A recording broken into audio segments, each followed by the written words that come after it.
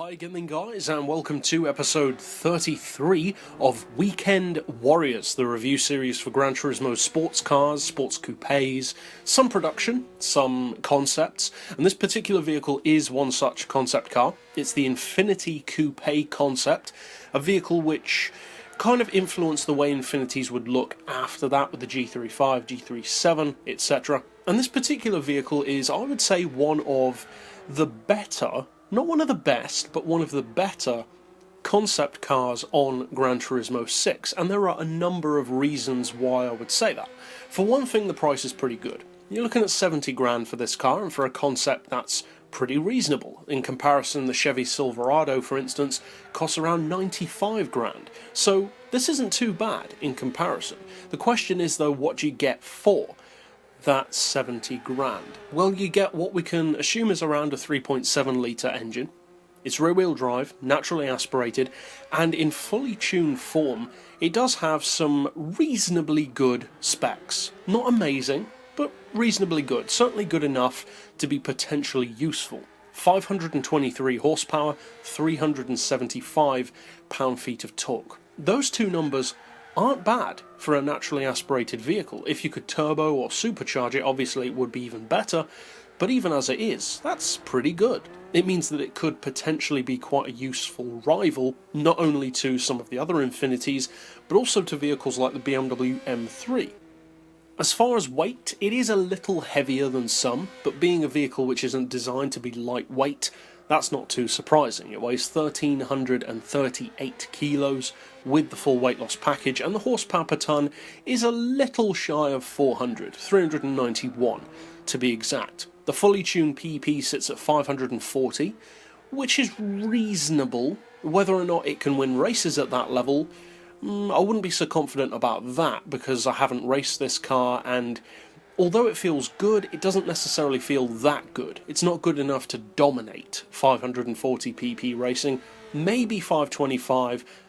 At 500 I'd say it has a better chance, and lower than 500 I would say it still has a pretty decent chance, maybe down as low as say 475 even. Now, as far as straight line performance, it's also pretty good. The top speed is a fair bit over 200, the acceleration is pretty decent, and the handling, I would say, is also quite good. It's actually one of the better handling concept cars available in the game, I would say. Now, as far as whether or not you should buy one and the usability that it has, well, we kind of touched on that as far as the PP recommendations that I would give. It does have usability. It's basically a sports coupe with some good numbers. The fact that it's a concept car kind of adds to the flair, but underneath, if you take away the fact that it's a concept, it's just a big luxury 2+2 coupe with some pretty good numbers, which is why I said that it would make a good rival for some of the BMW M3s, because they're a very similar mix of good numbers, but not as good as they should be or deserve to be, and pretty good performance, but at the same time not necessarily the best performance. Now, if you are into racing concept cars, if you like Infinitis, then I think this vehicle is a good purchase. I wouldn't say it's the best Infiniti that the game has to offer. I would definitely give that title to the FX45, which is a superb SUV. We've discussed it before in numerous videos, and I think it's one of the best concept cars in the game. This vehicle, I would say, is more good than great. The FX45 is a great car. This is a good one. It's good enough to be interesting, fun and fast, but not necessarily mind-blowing in any particular way.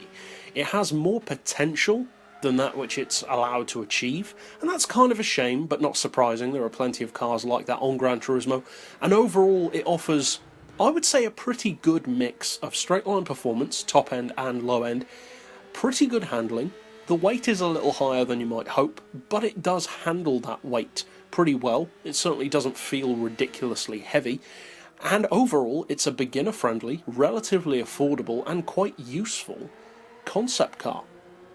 And as a slight side note, I would also say that one of the nicest things about this car is actually the interior.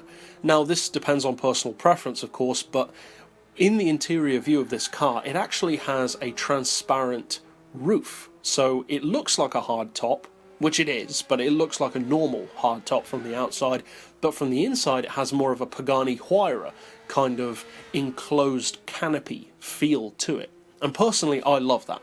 Some of my favourite cars have that, the Zonda, the Huayra, the Volkswagen Nardo. I love vehicles that have a glass roof, and the reason why I like that, I think, is because it gives the car much more of a feeling of space inside, and it allows more light to get into the vehicle. Now, is that important to racing? No, not at all. It has no benefit at all in the game. But is it a nice feature? Yeah, I would say that it is. This is also, speaking of nice features, one of the fewer concept cars on GranTurismo that you can actually paint. And that's also useful to know, because most of them you can't, even some of the ones that you would like to, such as the Chevy Silverado, which I mentioned earlier. So overall, this is a car which, for 70 grand, can definitely be beaten when it comes to value for money. There's no question there. But if you like concepts, if you like Infiniti vehicles, and if you just like sports coupes in general, then this car does have a decent amount of all-round ability to offer. It also makes a pretty good drift car on top. Not amazing, but again, good enough to get the job done. So overall, it's not an essential purchase by any means, but it's not the kind of car which will disappoint you, because I don't think anyone really has high hopes for this vehicle. It's a nice change from the expected norm within the category of sports cars, but it won't blow your mind. So that's it overall for this particular pick. I'll see you guys next time, and as always, thanks for watching.